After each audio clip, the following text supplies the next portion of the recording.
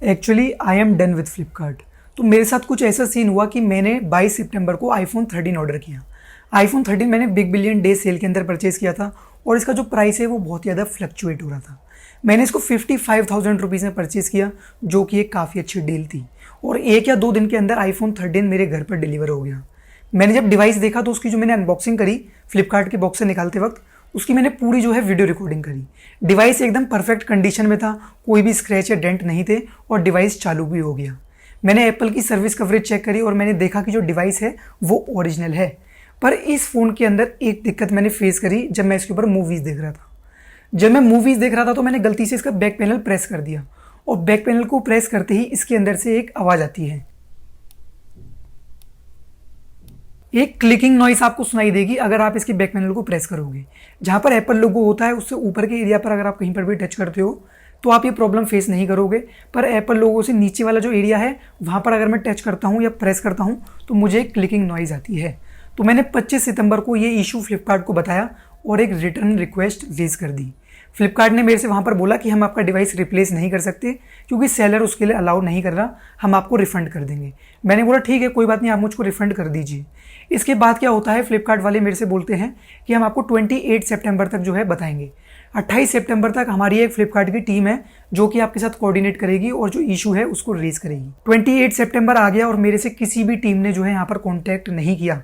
28 सितंबर को रात को 10 बजे मैंने फ्लिपकार्ट से वापस कॉन्टैक्ट किया कि आपने जो टाइम लिमिट दी थी वो एक्सीड हो चुकी है और फिर भी मेरे पास कोई सॉल्यूशन नहीं है। तो फ्लिपकार्ट ने बोला ठीक है, हम आपको 24 आवर्स के अंदर बताते हैं, आप 24 आवर्स वेट कीजिए। मैंने 24 आवर्स जो है वेट किया और फिर भी मुझे कोई सॉल्यूशन नहीं मिला। फिर 30 सितंबर को जो है फ्लिपकार्ट ने मुझको एक मैसेज किया कि आपका जो रिफंड है वो रिजेक्ट हो चुका है।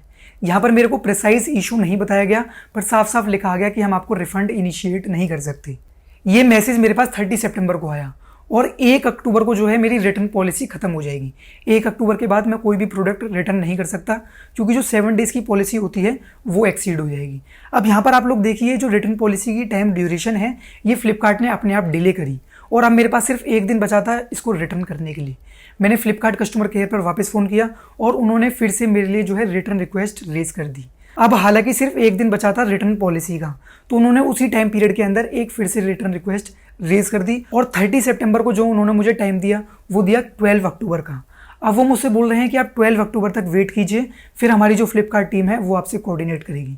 यहाँ पर जो फ्लिपकार्ट है वो मेरे इशू को बार बार जो है डिले करता जा रहा है और मुझे ऐसा लग रहा है कि ये डिले फ्लिपकार्ट जानबूझ के कर रहा है ताकि सबसे पहले तो जो 7 डेज़ की रिटर्न पॉलिसी है वो उसको एक्सीड कर दें और बाद में जो है इस चीज़ को वो बार बार टालते जा रहे हैं। अब देखो, सीन कुछ ऐसा है कि 12 अक्टूबर तक फ्लिपकार्ट ने मुझे वेट करने के लिए बोला है और बोला है कि हमारी फ्लिपकार्ट की टीम आपसे कोऑर्डिनेट करेगी, जैसा कि इन्होंने पहले बोला था। और पर्सनली अब मुझे ऐसा फील हो रहा है कि फ्लिपकार्ट की अपनी कोई टीम ही नहीं है जो ऐसे कस्टमर के साथ कोऑर्डिनेट कर पाए। ये बस उसको डिले करने के लिए बार बार ऐसा बोल रहे हैं, ना ही मुझे मेल किया जाता है, ना ही मुझे फ़ोन के ऊपर कोई अपडेट प्रोवाइड किया जाता है। इसको ये बार बार जो है डिले करते जा रहे हैं और अब अगर 12 अक्टूबर तक जाकर ये रिफंड को वापस रिजेक्ट कर देते हैं तो मैं उसको वापस रेज नहीं कर पाऊंगा क्योंकि जो मेरी रिटर्न पॉलिसी थी वो सिर्फ 1 अक्टूबर थी। तो यहाँ पर जो मेरे 55,000 रुपये हैं वो एक तरीके से फ्लिपकार्ट के पास अटक चुके हैं। यहाँ पर फ़ोन के ऊपर कोई भी स्क्रैच या डेंट नहीं है, इस चीज़ को मैं आज भी कंफर्म कर रहा हूँ, पर जैसे ही बैक पैनल को मैं प्रेस करता हूँ तो मुझे क्लिक की साउंड आती है। अब आप में से काफ़ी सारे लोग सोच रहे होंगे कि ये जो इशू है ये बहुत छोटा है, पर ऐसा बिल्कुल भी नहीं है। मेरे घर में बहुत सारे आईफोन हैं और मैं पर्सनली भी आईफोन्स को ही यूज़ करता हूँ।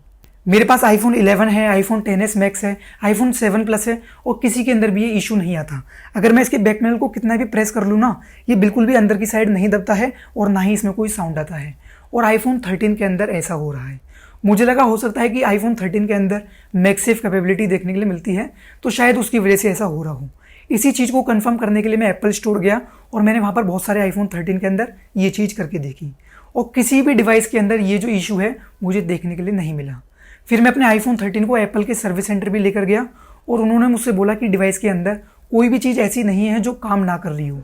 अगर इसका कैमरा काम नहीं कर रहा होता या डिस्प्ले काम नहीं कर रही होती तो हम एप्पल की वारंटी के अंदर इसको रिप्लेस करके देते। पर अभी जो इशू है वो फ्लिपकार्ट की तरफ से आया है और आपको फ्लिपकार्ट की तरफ से ही अपना रिफंड लेना पड़ेगा। एप्पल सर्विस सेंटर वालों ने मुझे साफ साफ बोल दिया कि आपकी जो 7 डेज की रिटर्न पॉलिसी है आप उसके अंदर अपने प्रोडक्ट को रिप्लेस कीजिए। वहां पर जो एप्पल वालों का बंदा था ना, उन्होंने भी मुझसे यही बात बोली कि ऐसी आवाज यहाँ पर बिल्कुल भी नहीं आनी चाहिए। ये चीज मैंने फ्लिपकार्ट को भी बताई और अब फ्लिपकार्ट फिर से मेरे से वेट करने के लिए बोल रहा है कि आप 12 अक्टूबर तक वेट कीजिए, हम आपको कोई ना कोई सोल्यूशन प्रोवाइड करेंगे। अब देखो फ्लिपकार्ट क्या है, मेरे से इमेजेस मांगता है प्रोडक्ट की। मैंने इमेजेस जो है फ्लिपकार्ट को प्रोवाइड करी, पर जो मेरा इशू है ना वो इमेजेस के अंदर शो नहीं होगा, ये सिर्फ वीडियो के अंदर शो होने वाला है। क्योंकि बैक पैनल को प्रेस करके क्लिक की साउंड आ रही है, ये मैं इमेजेस में कैसे शो कर सकता हूँ, ये बिल्कुल भी पॉसिबल ही नहीं है। मेरे पास डिवाइस की ओरिजिनल पैकेजिंग है with IMEI and serial number, और जो फ्लिपकार्ट का ऊपर वाला कार्टून आता है ना ब्राउन कलर का, वो भी मेरे पास है। ओरिजिनल बिल भी है मेरे पास और एक स्टिकर है जो मुझे बॉक्स के अंदर देखने के लिए मिला था। एक भी चीज़ मिसिंग नहीं है, फिर भी जो है फ्लिपकार्ट इसका रिफंड इनिशिएट नहीं कर रहा। मैं तो ये भी नहीं बोल रहा कि आप मुझे रिफंड दो, आप मेरे को नया डिवाइस दे दो, मुझे कोई भी प्रॉब्लम नहीं है, आप मेरा डिवाइस रिप्लेस कर दो। रिप्लेस करने से वो मना कर रहे हैं और रिफंड को वो एक बार रिजेक्ट कर चुके हैं। अब यहाँ पर मेरे 55,000 रुपये कंप्लीटली फ्लिपकार्ट के अंदर फंस चुके हैं। अब देखो ऐसा नहीं है कि सिर्फ मेरे साथ ये इशू आया है, बहुत सारे लोगों ने iPhone 13 यहाँ पर परचेज किया और किसी के डिवाइस के ऊपर स्क्रैच था और किसी के डिवाइस के ऊपर डेंट था। ये प्रॉब्लम बहुत ज़्यादा लोगों ने फेस करी है, यहाँ पर क्वालिटी का बहुत ज़्यादा इशू है। इवन मेरे एक दोस्त ने iPhone 13 ऑर्डर किया था और जो उसकी वारंटी है ना, जब उसने एक्टिवेट करी तो उसको सिर्फ 7 महीने की वारंटी दिखा रहा है, यानी कि जो डिवाइस है वो पहले ही एक्टिवेट हो चुका है और वो एक रिफर्बिश्ड यूनिट है। तो ऐसे काफ़ी सारे इश्यूज देखने के लिए मिले हैं उन्हीं यूज़र्स को जिन्होंने iPhone 13 फ्लिपकार्ट से ऑर्डर किए हैं। और अगर मैं बताऊं आपको बिल्कुल साफ साफ, तो मेरे भी 55,000 रुपीज़ फ्लिपकार्ट के अंदर फंस चुके हैं। अगर फ्लिपकार्ट दूसरी बार इसका रिफंड इनिशिएट नहीं करता है तो फिर जो मेरे पैसे हैं वो बिल्कुल एक तरीके से मारे जाएंगे और मुझे डिफेक्टिव PC यहाँ पर यूज़ करना पड़ेगा।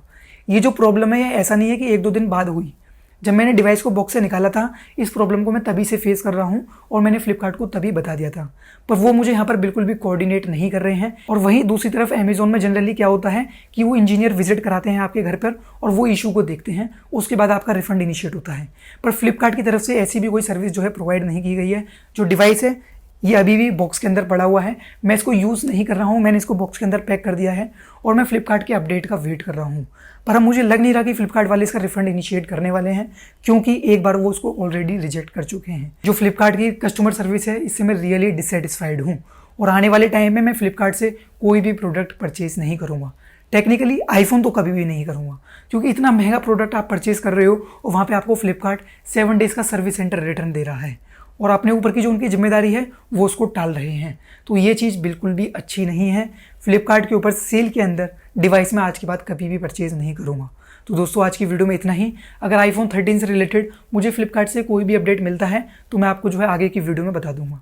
मिलता हूँ हम लोगों से अगली वीडियो में, तब तक के लिए स्टे टैगी, स्टे कनेक्टेड।